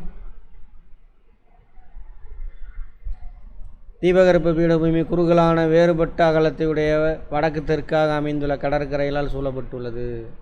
இக்கடற்கரை சமவெளியில் ஆறுகள், கடல் அலைகள் ஆகியவற்றை அரித்தல் மற்றும் படிவித்தல் செயல்களால் உருவானவை. இந்திய கடற்கரை 2 பெரும் பிரிவுகளாக பிரிக்கப்பட்டுள்ளது. கிழக்கு கடற்கரை சமவெளி, மேற்கு கடற்கரை. அகலம் இங்கே தான் இருக்கிறதுலே அதிகம் அகலம், குஜராத்தில். மேற்கு கடற்கரை சமவெளி அகலம் கம்மி. அதனால தான் மேற்கு கடற்கரை சாலையில் போனீங்கன்னா, கேரளாவிலேருந்து இப்படி போனீங்கன்னு வச்சுக்கோங்களேன், ரைட் சைடு ஃபுல்லாக பெரிய உயரமான மவுண்டெயின், லெஃப்ட் சைடெலாம் அப்படியே கடலாக இருக்கும். அவ்வளோ அற்புதமான இடம்லாம் நம்ம இந்தியாவிலே இருக்குது. என்ன படம்? ஏதோ லுங்கியா, என்ன படம்? ஷாருக்கான் ஏதோ ஒரு படம் நினச்சிருப்பாங்க. லுங்கியா ஏதோ ஒரு படம், அதெல்லாம் பாருங்கள். அது நிறைய படத்தில் வரும். மெட்ராஸ்னா இங்கே காரில் எஸ்கேப் ஆகி வருவான் அப்படி இப்படின்ட்டு. அதெல்லாம். அடுத்து கிழக்கு கடற்கரை சமவெளி இதாக இருக்கும். இந்த சமவெளியை உருவாக்குறது யார்? கடல் அலைகளும் ஆறுகளும். ஒரு இடத்துல அரிப்பான், இன்னொரு இடத்துல டெபாசிட் பண்ணுவான். அங்கே ஜியோ மார்ஃபாலஜி பார்த்தோம்ல, அதை அப்படியே அப்ளை பண்ணுங்க. மேற்கு கடற்கரை சமவெளி மேற்கு தொடர்ச்சி மலைக்கும் அரபிக்கடலுக்கும் இடையில் அமைந்துள்ளது. ஆமாவா? என்ன கடல் இது? அரபிக்கடல், மேற்கு தொடர்ச்சி மலை. இது வடக்கில் உள்ள ராணா ஆப் கட்ச் முதல் ராணா ஆப் கச்சா தெற்கில் உள்ள கன்னியாகுமரி வரை நீண்டு 10 கிலோமீட்டர் முதல் 80 கிலோமீட்டர் வரை அகலம் கொண்டதாக உள்ளது. அங்கே வரைக்கும் போதாடா ராணா ஆப் கட்ச். இந்த ராணா ஆப் கட்ச் இங்கேருந்து சொல்கிறோம். அதுவா இதுவா? இது கட்சி வளைகுடா, இது Rann of Kutch. Right, okay. Rann of கட்சினா இந்த பகுதி தான் சொல்லுவானுங்க. சரி வச்சுக்கோங்க, குஜராத்லேருந்து அப்படி. இச்சமவெளி மணர் கடற்கரை சமவெளி தானே, கரெக்டு. ராணா ஆப் கட்சி இங்கே தான், குஜராத்லேருந்து அப்படி இதெல்லாம். நான் மேற்கு தொடர்ச்சி மலைன்னு நினச்சிக்கிட்டேன். இங்கே தான் ராணா ஆப் கட்ச். இது கட்சி வளைகுடா. ராணா ஆப் கட்சிங்கிற இங்கே ஒரு சதுப்பு நிலம். இது ஆக்சுவலாக இந்தியாவில் சதுப்பு நிலம் இதுதான். அதனால தான் மேப்பில் கூட பார்த்தீங்கன்னா இங்கே கோடாக போட்டிருப்பான் ப்ளூ கலரில். சதுப்பு நிலம் இது. ராணா ஆப் கட்சை பற்றி கூட இப்போ ஏதோ நியூஸ் வந்துச்சே, நமக்கும் பாகிஸ்தானுக்கு எல்லை. சரி, இச்சமவெளி மணர் கடற்கரை மணல் குன்றுகள், களிமுகங்கள், தண்ணி போய் கடலில் சேருது இல்லை, அது காயல்னால் என்னென்னு பார்த்தோம். கடற்கரையை வட்டி ஒரு ஏரி உருவாகிருக்கும், அதான் காயல். இந்த மணல் டெபாசிட் ஆகி அது எஞ்சிய குன்றுகள், அரிச்சது போக மிச்சம் பாறை, சரளை மணர் மேடுகள், இதெல்லாம் இருக்குது மேற்கு கடற்கரையில். மேற்கு கடற்கரையின் வடபகுதி கொங்கண கடற்கரை எனவும். கொங்கணம் அதாவது மகாராஷ்டிரா கோவாலாம் இருக்குல்ல, அது வந்து கொங்கண கடற்கரை. அடுத்தது மத்திய பகுதி கனரா. கோவாவிலேருந்து கர்நாடகா வரைக்கும் கனரா. கர்நாடகானா மங்களூர், கோவாவிலேருந்து மங்களூர் வரை கனரா, கர்நாடக கடற்கரை. அடுத்து அங்கேருந்து மங்களூர்லேருந்து கீழே போனால் மலபார் கடற்கரை. மலபார், கன்ரா, கொங்கன் கடற்கரை. 20 முதல் 100 கிலோமீட்டர் வரை அகலமும் 550 கிலோமீட்டர் நீளமும் கொண்டது. மலபார் கடற்கரை 550 கிலோமீட்டர். மலபார் இது இந்த பிட்டு கேரளாவில். மங்களூர் சொன்னேன்ல, கர்நாடகாவுக்கு சொன்னேன். அதுவும் சூப்பரான இடம். மலையில், மேற்கு தொடர்ச்சி மலையில் தான் இருக்கும். அற்புதமான இடம். ஆழமில்லாத பல காயல்கள், உப்பங்கழிகள், டெரீஸ் போன்றவை கடற்கரை பகுதியில் காணப்படுகிறது. வேப்பநாடு ஏரி இப்பகுதியில் உள்ள முக்கியமான ஏரி. காயல்லிருந்து உருவான ஏரி வேம்பநாடு ஏரி. இதில் கேரளாவில் மலபார் கடற்கரையில். அல்லது கிழக்கு கடற்கரை அதோட அகலமாக இருக்கும். இங்கே டெல்டா அதிகமாக இருக்கும். இங்கே டெல்டாவே இருக்காது இந்த பக்கம். ஏன்னாக்கா ஆக்சுவலாக இங்கே பாருங்கள், இப்படி இருந்தது பெரிய மலைத்தொடர், நிலப்பரப்பு. இது உடஞ்சி உள்ளே போயிடுச்சு. அதனால தான் செங்குத்தாக இருக்கும் இந்த மேற்கு தொடர்ச்சி மலை. இங்கேருந்து ஷார்ட் டிஸ்டன்ஸில் போய் கடலில் கலந்துரும். அதனால் என்ன ஆகும் அப்படின்னாக்கா, இங்கே டெல்டா ஃபார்ம் ஆகும். ரொம்ப தூரம் போகிறனால அரிச்சிட்டு போய் டெபாசிட் பண்ணி டெல்டா. இதெல்லாம் கிழக்கில். மேற்கில் பார்த்திங்கன்னா டெல்டா ஆகாது. ஷார்ட் பீரியடில் தான் செங்குத்தாக போய் டக்குன்னு இறங்குதா, அப்போ தண்ணி உள் வாங்கியிருக்கும். இது ஆறு வந்து சேர்ற இடம். இப்படி தண்ணி உள்ள வரைக்கும் உள்ளே வந்துருக்கும். பேக் வாட்டர், அதான் களிமுகம், எஸ்சூரின் டெல்டாவுக்கு ஆப்போசிட்டு. இதெல்லாம் புரிஞ்சு வச்சுக்கணும். அந்த பக்கம்லாம் போனீங்கன்னா பாருங்கள். கிழக்கு கடற்கரை, கிழக்கு தொடர்ச்சி மலைக்கும் வங்காள விரிகுடாவுக்கும் இடையே மேற்கு வங்கம், ஒடிசா, ஆந்திரா, தமிழ்நாடு வரைக்கும் வருது. மேற்கு வங்கம் முதல் ஒடிசா, ஆந்திரா தான் கடற்கரை ஃபுல்லாக. தெலுங்கானா கிடையாது. தெலுங்கானா உள்ளே போயிடுச்சு, லேண்ட் லாக்குடு. அப்புறம் தமிழ்நாடு, பாண்டிச்சேரி சொல்லலாம். கிழக்கு நோக்கி பாயும் ஆறுகளால் படிய வைக்கப்பட்ட வண்டல் படிவுகளால் உருவானது. இச்சமவெளி புதிய வண்டல் படிவுகளால் நன்கு வரையறுக்கப்பட்ட கடற்கரையை கொண்டது. நன்கு வரையறுக்கப்பட்டனா அங்கே போனீங்கன்னா எப்பயும் மணல் இருக்கும். ஒரு சில கடற்கரையில் திடீர்னு இருக்கும், மணல்லாம் போயிடும். மெரினாவுக்கு ஏதோ ஒரு அந்தஸ்து வாங்குறாங்களா? ப்ளூ. ஆல்ரெடி வேறு எந்த கடற்கரைக்கு இருக்குது? கடலூர் சில்வர் பீச்சுக்கெலாம் இருக்குதுன்னு நினைக்கிறேன். கரண்ட் அஃபேரில் வரும், பார்த்துக்கோங்க. மகாநதிக்கும் கிருஷ்ணா நதிக்கும் இடைப்பட்ட பகுதி வட சர்க்கார். மகாநதி இந்த விட்டு கிருஷ்ணா வரைக்கும் வட சர்க்கார், நார்தன் சர்க்கார். கிருஷ்ணாவுக்கு தெற்க பார்த்தீங்க அப்படின்னாக்கா சோழ மண்டல கடற்கரை, சோழர்கள் ஆட்சி செய்த பகுதி. அதனால் சோழ மண்டல கடற்கரை. இங்கிலீஷ்காரனுக்கு வராமல் ப்ரொனன்சியேஷன் வராமல் கோரமண்டலமாக மாறிடுச்சு. கிருஷ்ணாவுக்கு தெற்கில் காவிரி வரைக்குமே.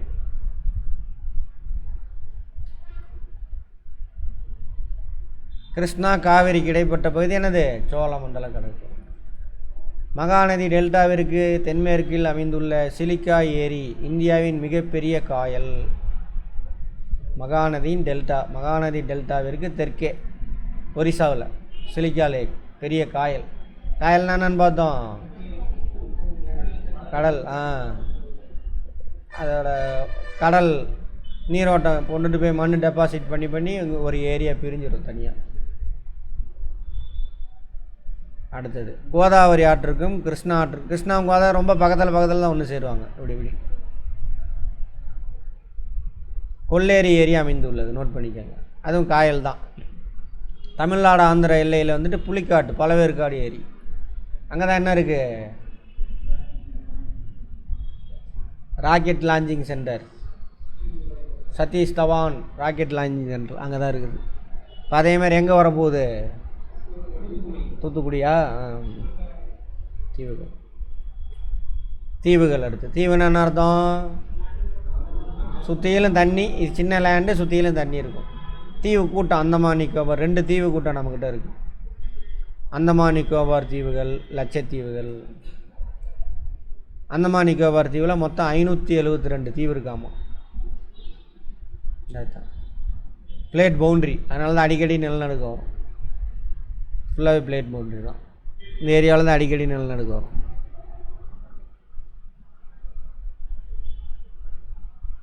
வல்கானிக் எரப்ஷனால் உருவானது. வல்கனோஸ் இருக்குல்ல, அதனால் உருவானது. 27 தீவு கூட்டங்களை கொண்டது லட்சத்தீவு. இது கண்ணுக்கே தெரியாதுங்க. இது கீழே போனால் மாலத்தீவு. இது கோரல் ரீஃப் இருக்குல்ல, அது வளர்ந்து கோரல் ரீஃபால் ஆனது. மலையெல்லாம் இருக்காது, சூப்பராக இருக்கும் அந்த பீச். இது அப்படி கிடையாது, இது வல்கானிக் எரப்ஷனால் இருக்காது. இவற்றில் அந்தமான் நிக்கோபார் தீவுகள் புவி உள்ளியக்க, அங்கே அவனே போட்டான், புல்வி உள்ளிய பிளேட் டெக்டானிக் மூமெண்ட்னால உண்டார். அது எரிமலைன்னா என்னது? பிளேட் டெக்டானிக் தானே.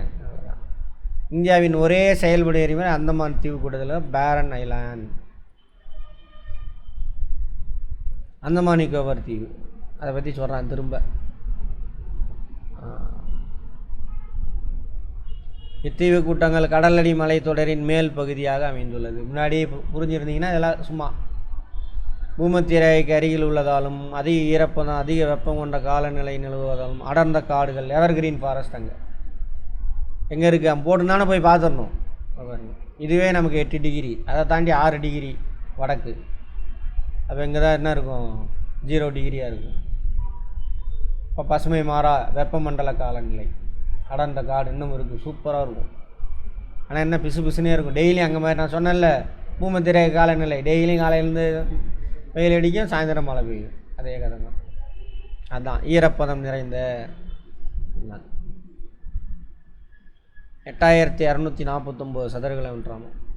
இத்தீவு கட்டத்தை 2 பிரிவுகளாக பிரிக்கலாம். அவை வடபகுதி தீவுகள் அந்தமான் எனவும் தென்பகுதி தீவுகள் நிக்கோபர் என அழைக்கப்படுகிறது.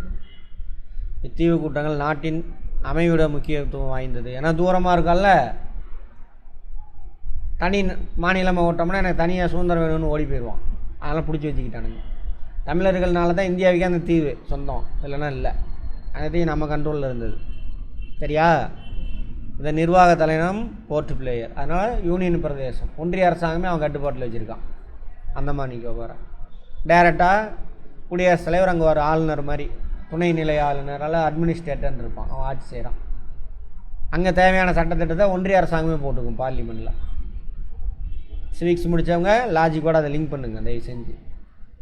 இல்லைன்னா அதை வச்சு நிறையா ப்ராடாக விடுவானுங்க, விட்டுக்கிட்டே இருக்கானுங்க, வாய் திறந்தால் பொய் தான் அந்த குரூப்பு. அந்தமான் தீவு கூட்டங்களை, நிக்கோபார் தீவு கூட்டங்கள்லேருந்து 10 டிகிரி சேனல் கால்வாய். 10 டிகிரினா இது அச்சக்கோடு, அதுதான் பிரிக்குது. நிக்கோபாரின் தென்கோடி தான் இந்திராமுனை. இன்னொரு பேர் பார்த்தோமா, அதான் மூழ்கிருச்சு. ஆனால் சுனாமி வந்தப்போ மூழ்கிருச்சு. அடுத்து லட்சத்தீவு மேற்கு பகுதியில் அமைந்துள்ளது. முருங்கை பாறைகளால் பவளப்பாறை வளர்ந்து வளர்ந்து மேலே வந்தது. 32 சதுர கிலோமீட்டர், அவ்வளோதான் பரப்பளவே, அவ்வளோதான். ஆனால் சூப்பரான இடம், போகலாமா டூரு? மினிக்காய், அது பழைய பேர்.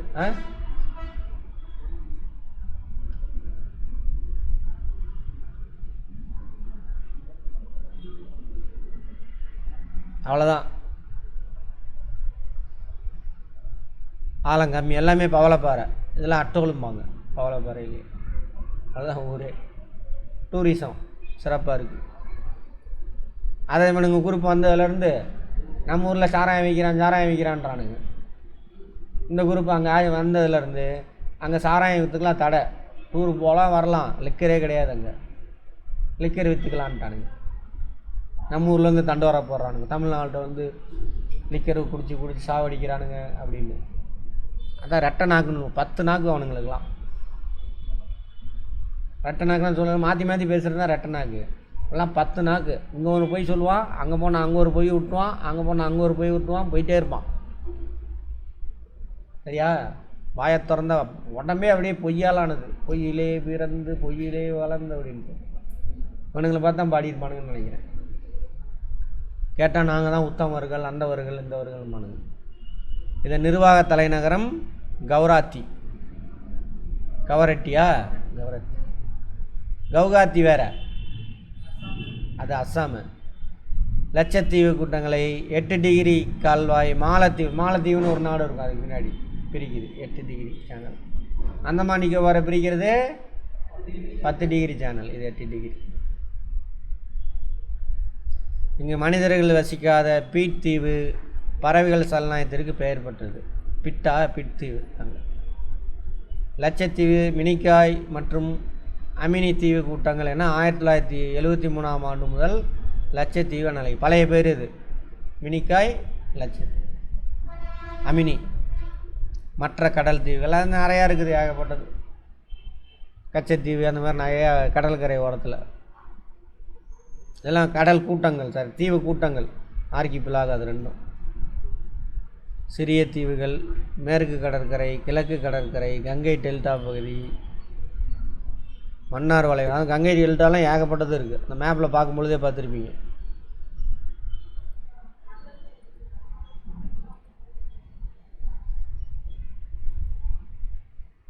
எல்லாமே தீவு தான். பாருங்க எத்தனை தீவு இருக்கு.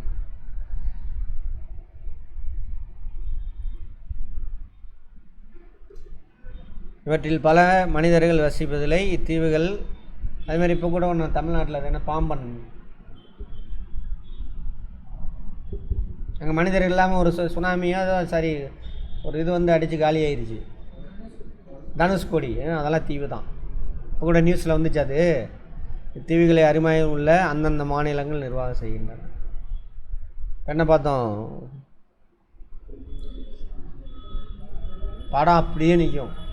ரீகால் பண்ணணும், அதான் நீங்கள் பண்ண வேண்டியது. ட்ரை பண்ணணும், எடுத்தோன்னெலாம் வராது. ஆமாம், இது வேண்டாம், இதோட இந்த படம் தான் நல்லாயிருக்கு. வடபெரும் மலைத்தொடர், வடபெரும் சமவெளி, தீபகற்ப பீடபூமி. கரெக்டா? அடுத்தது கடற்கரை சமவெளி, லட்சத்தீவுகள். அவ்வளோதான். அப்புறம் அதுக்குள்ளே எப்படிலாம் பிரிச்சுருக்காங்க. இமயமலை இப்படி 3ஆக பிரிச்சுருப்பான், இப்படி 3ஆக பிரிச்சுருப்பான். கரெக்டா? அதுக்கெல்லாம் என்ன பேர்னா அப்புறமேல கேள்வி கேட்கணும். அடுத்து அதே மாதிரி வடபெரும் சமவெளியை இப்படி 3ஆக பிரிச்சுருப்பான். 4 இப்படி 3 1 2 3 4ஆக பிரிச்சுருப்பான். 5 டெல்டாவோட.